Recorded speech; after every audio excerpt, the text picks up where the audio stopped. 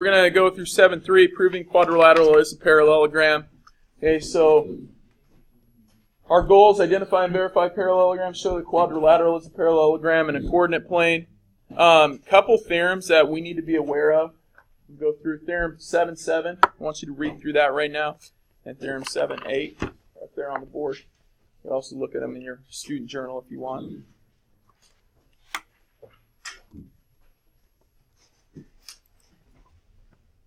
All right, both pair of opposite sides are congruent, then it's a parallelogram.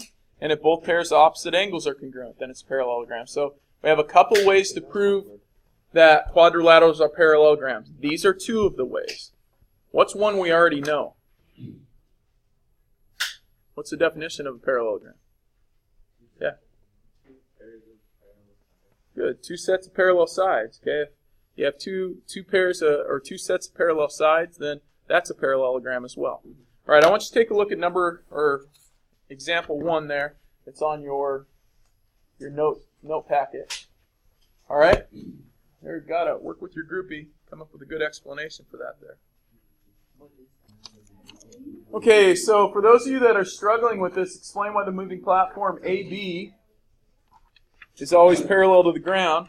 Let me bring you back to this. I will tell you that you can use one of those theorems to help you out. One of those two theorems to help explain it. Okay? All right. Go back to it. Give yourself another couple minutes. I want to see you writing something down, though. Come up with a good reason. Okay, any thoughts on it? Yeah? No? Okay. Ian? 7.7, opposite sides, Converse? Okay. So opposite sides, if opposite sides are congruent, then the lines are parallel? Is that the one you're using? Okay. So when this ride moves around, do the side lengths ever change? No, the angles change, right? And the shape changes a bit, but does it ever stop being a parallelogram? No. Why? Because opposite sides stay congruent. Therefore, if this is a parallelogram, and I know that DC is parallel to the ground, and DC is also parallel to AB, that would mean that AB is parallel to the ground. Maddie, why don't you move over by Cynthia there? AB is parallel to the ground by what property? Let's go back to it. If DC is parallel to AB and DC is parallel to the ground, then AB is parallel to the ground by the transitive property. Okay, kind of a formal write-up. I just took the book's write-up, but kind of a formal write-up on it, and I don't want you copying this down. I'm not going to give you enough time to. Hey, but the shape doesn't change. The side lengths don't, the shape changes, but the side lengths don't, so opposite sides are congruent. Okay, so ABCD is going to always be a parallelogram by opposite sides, parallelogram opposite sides, Converse. And then by definition, AB is parallel to DC, DC is parallel to L, and so AB is parallel to L by the transitive property. So the moving platform will always be parallel to the ground, which is good if you're on this ride. Right? You don't want it to be not parallel to the ground. That would be bad. Yeah. Okay. Hey, if you have questions on that, make sure you ask me as I'm walking around. I want you to take a look at the next problem there, the monitoring progress. Go ahead and work with the groupies, get a minute or two on that. Okay, just like we talked about in the warm-up today, make sure when you're putting W, X, Y, Z, and I'm just going to put 4 points. I don't know if my angles are going to match up really nice. Okay? Then make sure when you're listing that, you list them in order. Okay, you go W, X, Y, Z. You can't go W, X, Y, Z. Okay, you're gonna connect your points based upon the order they give us. And they call it a quadrilateral.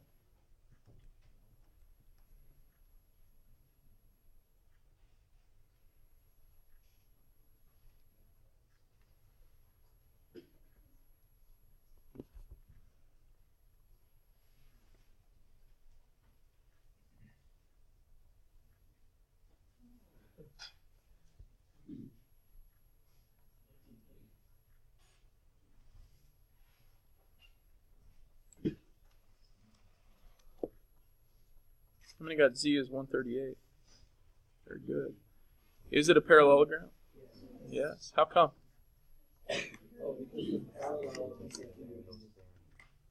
Yeah. Isaac, what'd you say? Good. Parallelogram, opposite angles there. Yeah, for those of you who are like, I wish there was a quicker way of writing it. That's how I'd write it. Okay.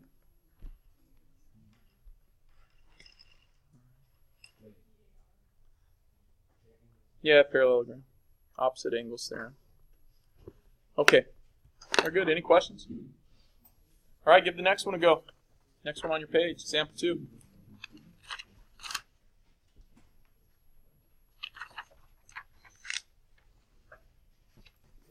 You're just going to work this one out. While he's working it out, I want you guys to go ahead and compare it with your neighbor. Make sure you guys have the same answer.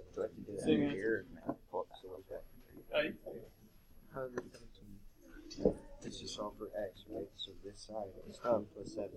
Yeah. Good. So what is y? Y equals 7. Alright, man, I see like the x on one side and I see the y on the other. What does this mean?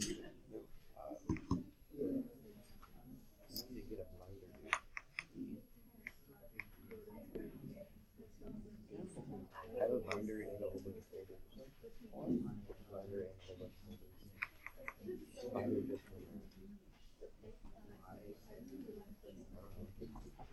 Yeah. All right. There, got it. Drew said these opposite sides equal. Got x equals 10. How many got x equals 10? Very good. Always make sure that you're reading the answers when you're done here. So, or what it's asking you to do. Find the values of x. Sometimes it'll say find the side lengths, where you have to find x and then plug it back in.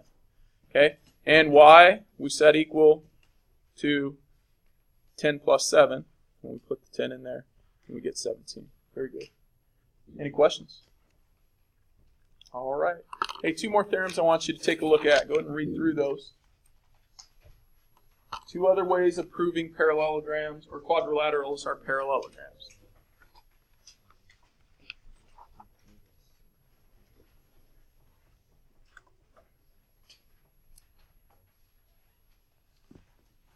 Okay, so if both sides are, if opposite sides are parallel and congruent, so the same set of opposite sides, okay, it proves it's a parallelogram. And if diagonals bisect each other, okay, then it proves it's a parallelogram. All right. So that's also in your student journal. Armed with that, I want you to complete example 3 there. You don't want your door to look like that. That's bad. Oh, okay. So let's talk through this, I guess. Okay. This building is over time the building is leaned sideways. Explain how you know SV is equal to TU. Any thoughts? Alexis?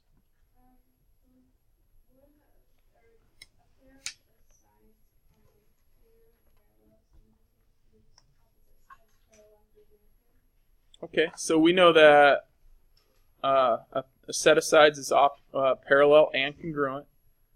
Okay? And so if we're using that, that's this theorem right here. Okay? So since ST and VU are opposite sides,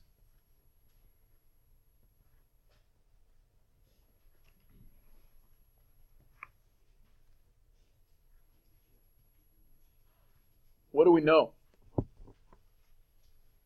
Okay, Jay. Good. That the door frames a parallelogram, right? Okay.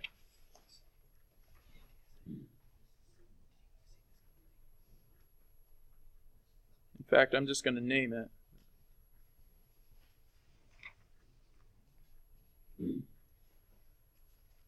Oops, UV.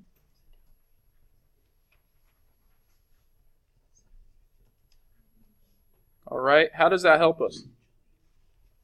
Someone else besides Lexus and KJ. Cynthia? Well, if we know that it's a parallelogram and opposite sides are equal or congruent, so then SV is equal to PU. Okay. All right.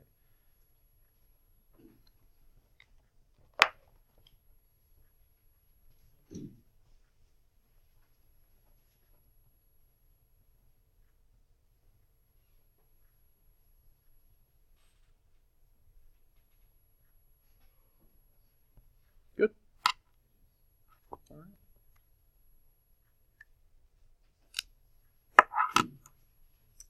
Any questions there? It's tougher, so we had to actually prove it's a parallelogram first. All right.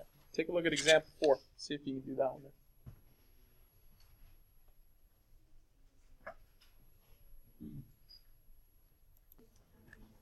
Okay, what do we know about diagonals in a parallelogram?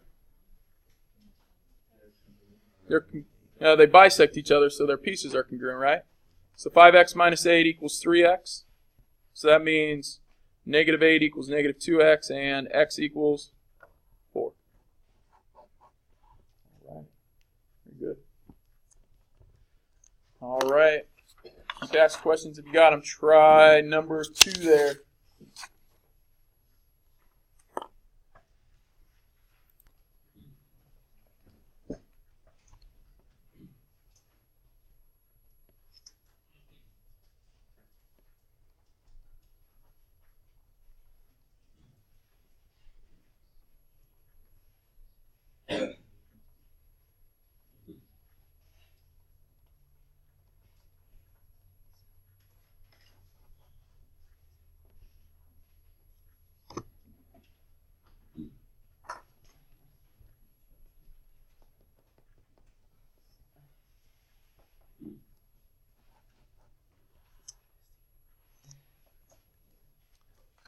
Okay, any questions there?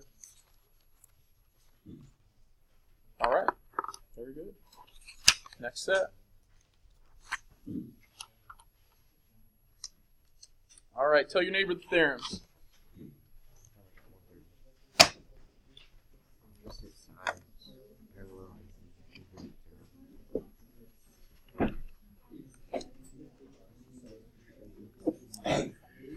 Okay, what's this one?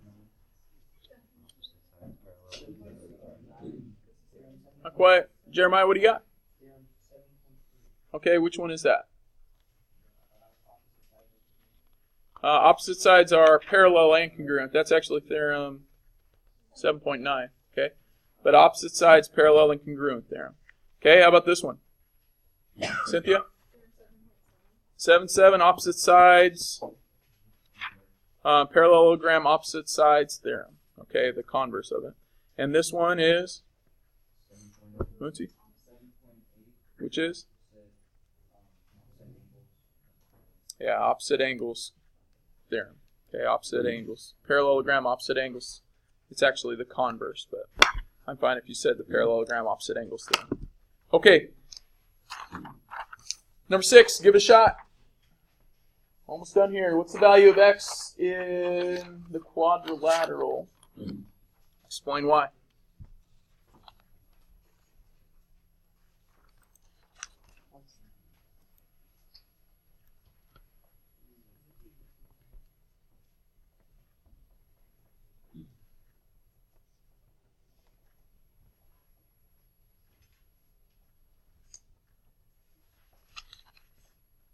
All right, how many got 2? Okay, Nathan, how come we can do this? Well, basically add 3 to 2, and then divide by 2, and then you do 2 times 2, 3 times 2, Yep, and so we know that diagonals bisect each other, right? So that's why we're allowed to set these 2 equal. Okay, that would be our reasoning there. Diagonals bisect each other. Okay, number 5, show that the quadrilateral ABCD, or example 5, is a parallelogram. Okay, go ahead and show that it's a parallelogram there. use some of your skills that you've learned in previous chapters to do that. Tell me what steps they're taking. Jordan, what are you doing? Okay, so you're finding lengths of sides? Okay, yeah, use the distance formula for each length of side. That would work out. You could prove opposite sides congruent. That would be one way. Sam, what's another way? Okay, you can find the slope of each pair of sides. And what are you looking for when you're doing slope? Equal slopes, right? So if that slope's the same as that and that one's the same as that one, then they're parallel by definition of parallelogram. You could kind of marry those two, right? You could say, hey, I'm going to find the slope and I'm going to find the distance. And that would give you opposite side, parallel, and congruent if you want. There's a few different ways to do it. Okay? If I was going to do it, I think a quick way, a really fast way is to find the slope. So we rise 2, we run, how many there? 8? Is it 5? Okay, rise 2, run 5. It's like a mistake. I like to use those two. I went there.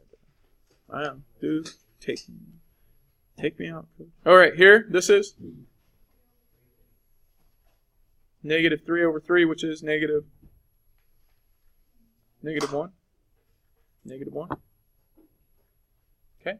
Okay, so since the opposite slopes are congruent, or are the same, then opposite sides are parallel. And based on opposite sides being parallel, it is a parallelogram. Okay, you'd want to write that out. I'm not going to make you spend any time doing that right now. I'll let you guys do that. All right, your assignment today is page 209 of your student journal, which is not a big assignment, and you must finish. Who still has not finished their retake? Their quiz? Did we finish those yesterday? There are a couple of you I thought that still had to finish. So if you need to finish that retake on your quiz if you haven't done so. Okay? Page 209 is student journal. All right, so those problems right there. By the way, on page 208 of your student journal, there's a nice summary of all the theorems we talked about. So you can make any notes you want there.